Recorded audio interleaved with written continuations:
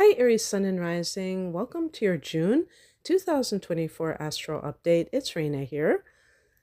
So, in June, we start the month with the Sun in your third house, which is the house of communication. And uh, Aries people have an affinity for the sign of Gemini. It forms a sextile, so it is a easier influence to manifest things that are third house related.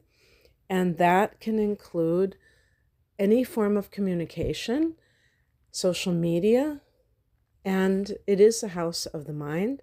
So teaching and learning are connected to this area.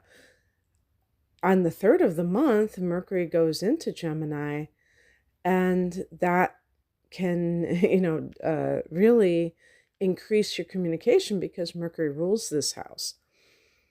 And Aries people experienced a Mercury retrograde in their sign. So, in addition to the eclipses, you also had Mercury retrograding in your sign. So, chances are Aries have had to contend with a lot in their life in general because, that solar eclipse was also in your first house along with that Mercury retrograde. So on the 6th of the month, there is a new moon at 16 degrees of Gemini in the third house. So if you have any desire to launch a website or even begin to construct one, to start a YouTube channel, I'm thinking of things social media, but it can be well beyond that. Maybe you're a writer and you're starting a new novel. Anything like that is favored. And if you are somebody who is a teacher, maybe you're in between jobs. Of course, it is June, so for a lot of people, that's the end of the school year. You might hear word about a new teaching position that you will be probably, being offered some kind of a job in that way, or taking some kind of new training program, I suppose, could be what's going on as well. On the 9th, Mars goes into Taurus. So this is your second house, and it is, Mars is the hustling type of an energy. So you may be trying to make money every which way. And that can be something that is very um, helpful for boosting your finances. But I don't know if you need your finances boosting. You might just be doing it because you're inspired to. Because in April, there was a very auspicious conjunction between Jupiter and Uranus, which might have provided you with, since it was in your second house of earned income, it might have provided you money that that was unexpected, that you did not think you were going to get. So um I think Mars is your ruler, so wherever Mars goes, you're there to follow it, and you're just kind of like someone who does go after what they want. So with this influence, you're certainly tuned into the material aspect of things. On the 17th, Venus and Mercury go into Cancer. This is your fourth house of home and family. And Venus here, well, the fact that Venus and Mercury are going in on the same day suggests to me that some of you may be moving, actually. And this could be like, Mercury can be paperwork, so you might be signing some kind of lease, but with Venus, it can be money, so buying a house or selling a house. But even if, whether you're buying or selling a house, it still means moving, right? So, well, unless you own more than one property, I suppose.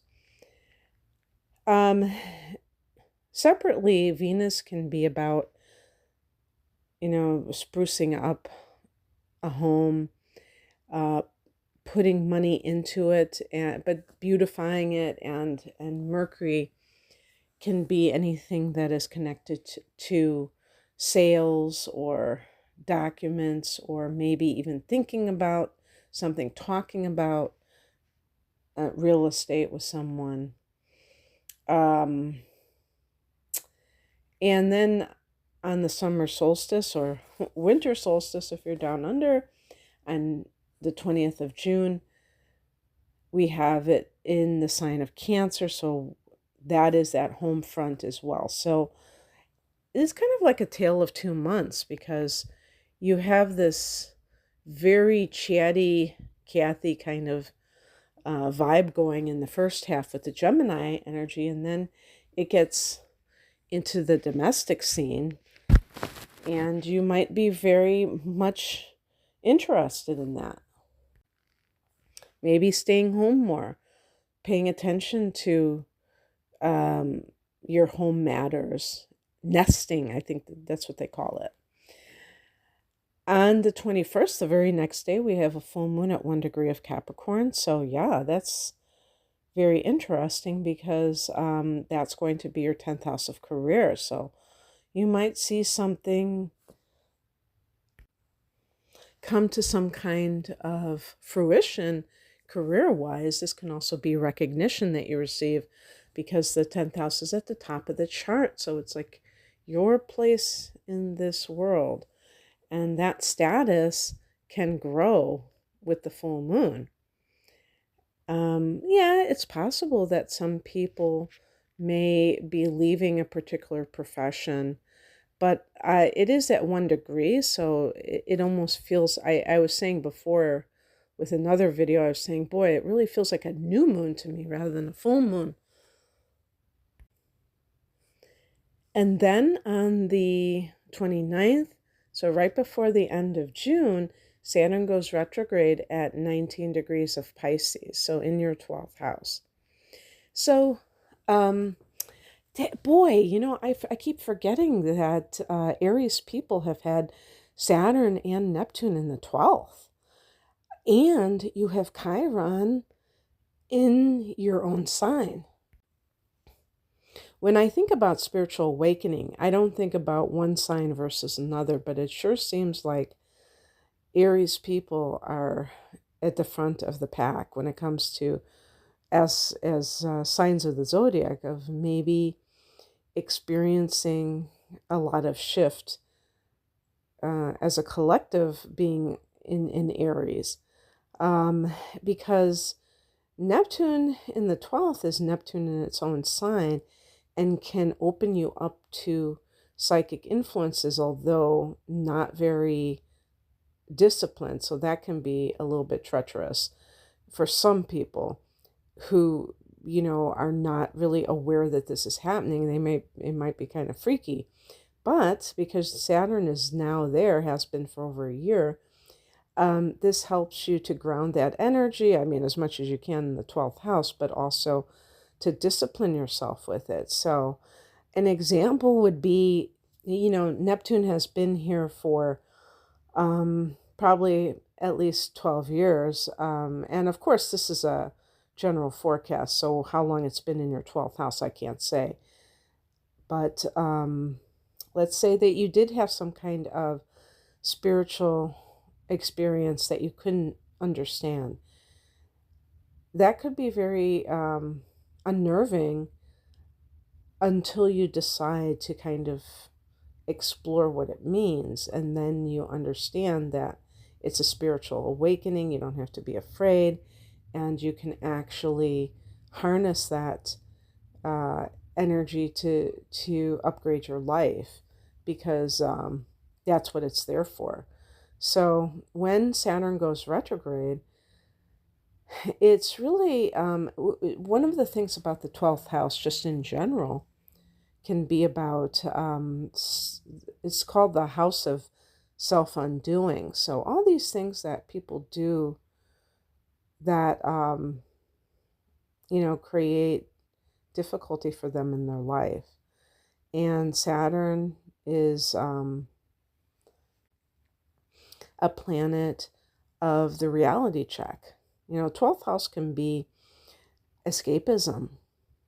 So any Aries person with an addiction, there's a good chance that when Neptune was here, it might have even increased your addictive tendencies. But and part of it again, sometimes this can be because of a spiritual awakening, because all of a sudden the person's emotions are heightened and they don't know what to do with that if they haven't learned how to cope yet. So when Saturn entered this sector in March of 2023, it gave you the opportunity to take that sort of influence and make it work for you. So whether it was establishing a spiritual practice, facing any kind of addiction, and maybe getting help for yourself. 12th house can be hospitals, for example. So rehab or having, Saturn can be like a mentor, having someone like a sponsor. Now that Saturn is retrograding, it's almost like, to me, applying those lessons to yourself from an internal level, because sometimes we do things to improve ourselves externally, but sometimes we have to kind of bring it back to ourselves. And the